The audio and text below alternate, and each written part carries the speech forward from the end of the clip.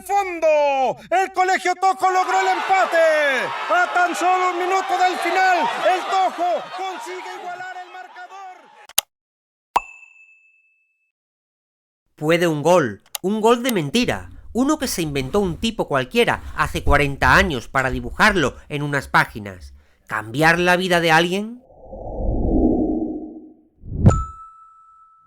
Por muchos golazos increíbles, cada uno más espectacular que el anterior, que hemos visto en Capitán Tsubasa, solo hay uno que es el mejor de todos. Y lo acabáis de ver. Hablo del último tanto de la final del torneo de secundaria entre Nankatsu y Toho. Y lo es además no solo por su increíble ejecución, sino por 3 razones mayores. ¿Quién lo marca? ¿Cuándo lo marca? ¿Y contra quién lo marca? Pero también porque cogió por sorpresa incluso a la persona que lo creó. Intentad trasladaros a los años 80 del siglo XX, un tiempo en el que el anime solo se veía en Japón, a menos que estuviera protagonizado por robots gigantes o niños caídos en desgracia, pero que en el país del sol naciente ya representaba su mayor revolución cultural en la época moderna. Una revolución que un tal Yoichi Takahashi usó para impulsar la popularidad del fútbol más allá de lo que nadie había podido pronosticar. Lo hizo imaginando a un protagonista sobredotado con el balón, o creando jugadas imposibles que convertían a niños en superhéroes del balompié, pero sobre todo con un grupo de jugadores rivales que te sorprendían a cada partido. 2 gemelos que no se sabían estar quietos, un tipo con las pelotas de acero, un guardameta que valía por 3 y que parecía el padre de los demás, un chaval que era mejor que el protagonista, pero que se podía morir jugando al fútbol.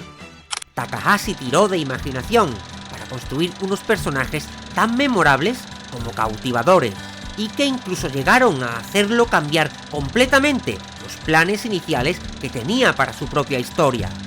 Originalmente, un aún muy joven autor tenía planteado ya el arco en el que, tras ganar el torneo de primaria, Tsubasa Ozora se marchaba junto a Roberto rumbo a Brasil. Pero todos sabemos que esto nunca ocurrió.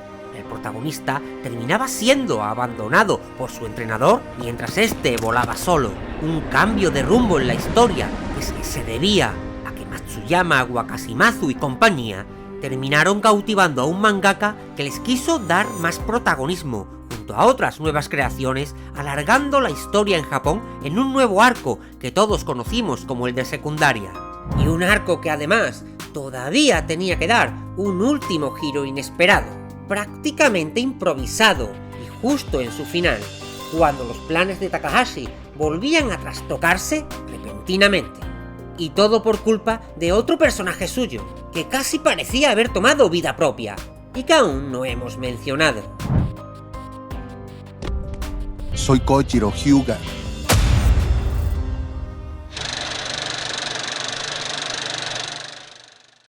Su capitán se apellida Hyuga. Es muy fuerte, con habilidades casi iguales a las de Tsubasa. Con todo y eso, su naturaleza y estilo de juego lo diferencian de ti. Kojiro Hyuga. Todo héroe tiene su gran rival, que en la mayoría de las ocasiones funciona además como una contrapartida, como su opuesto, su sombra. Y Tsubasa tenía a Hyuga, un personaje construido casi como un arquetipo, precisamente como esa sombra del protagonista. Todos los elementos que lo componían funcionaban al principio en esa dirección. Su potencia, agresividad o individualismo se oponían a la habilidad, deportividad y amor por los compañeros que mostraba el 10 de Nankatsu. De alguna forma, si en el fútbol pudiese existir algo parecido al malo de la película, además de Pepe, claro, eso era precisamente Hyuga, aunque lo fue por poco tiempo. Presentado como un chaval de 11 años que apuntaba a psicópata obsesionado con la victoria y para el que el fin justificaba cualquier medio, Hyuga era, a todas luces, el cabrón del cole. Ese chaval un poquito más alto que los demás y con bastante más mala leche. El que te roba el bocadillo en el recreo, o sobre el que se comenta que perdió la virginidad a los 8 años. Y además, con esa profesora de gimnasia que hace que a ti te entre cierto picorcillo en cierta zona, aunque aún no sabes muy bien por qué. Para cualquier niño que descubrió entusiasmado la serie de Oliver y Benji, Hyuga era el chaval que rezabas porque no estuviese en tu clase. Hasta que llegó el capítulo 20 de los Supercampeones, porque Takahashi escondía un as en la manga, una jugada maestra que terminó por ser la piedra angular en los cimientos de quien llegaría a ser el mejor personaje de toda la serie. Porque de nuevo debemos situarnos en una época en la que lo blanco era blanco y lo negro era negro. Y sin embargo, de repente, Hyuga fue otra cosa. Desde que papá murió, mi mamá ha tenido que estar en varios trabajos. No puedo disfrutar del fútbol viendo a mi familia sufrir.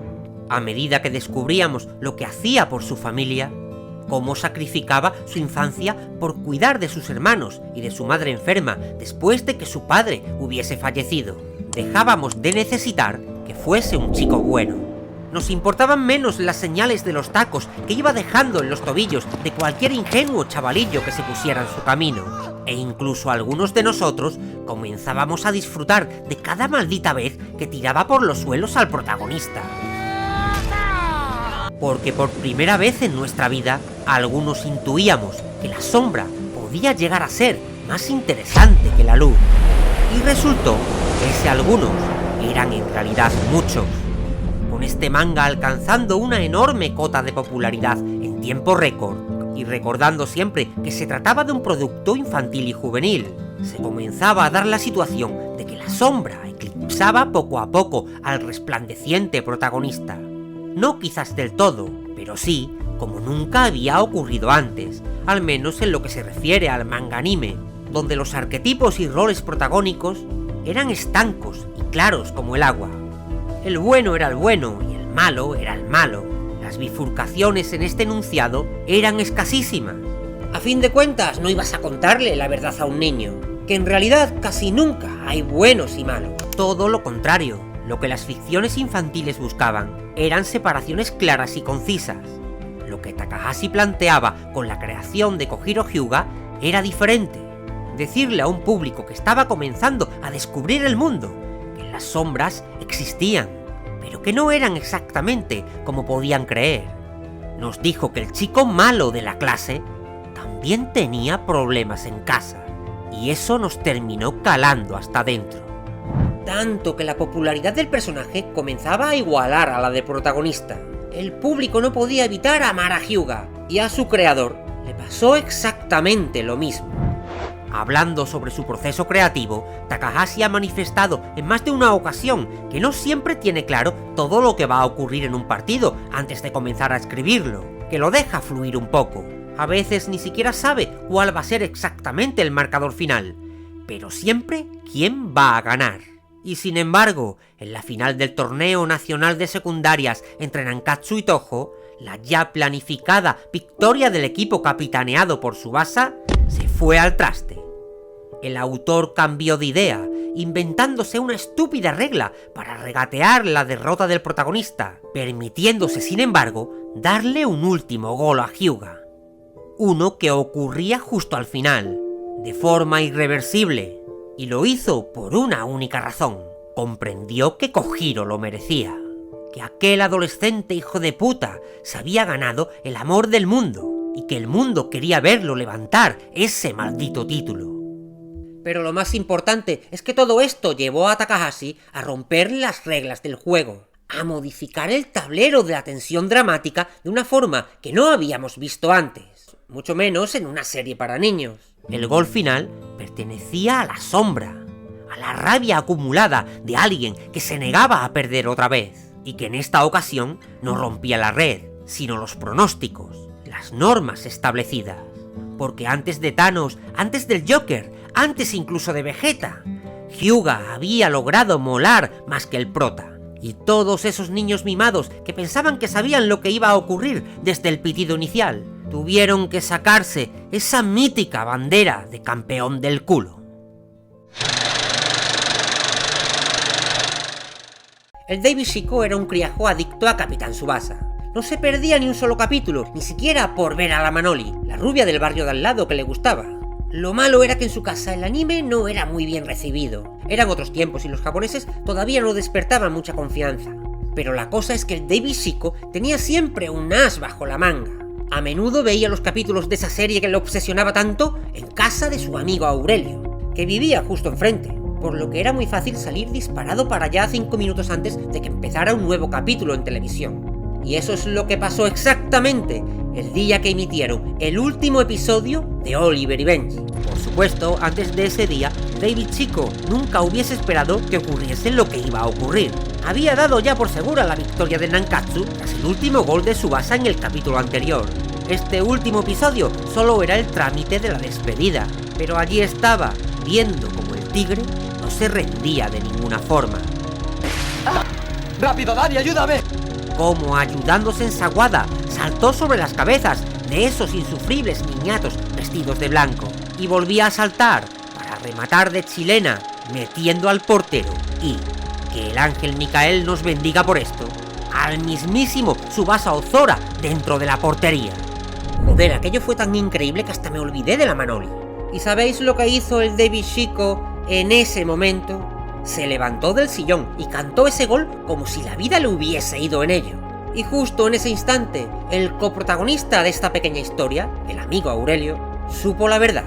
Porque seguramente mi vecino pensaba que cuando yo decía eso de que iba con el tojo, lo hacía exclusivamente para molestar, por llevar la contraria, por dar por culo.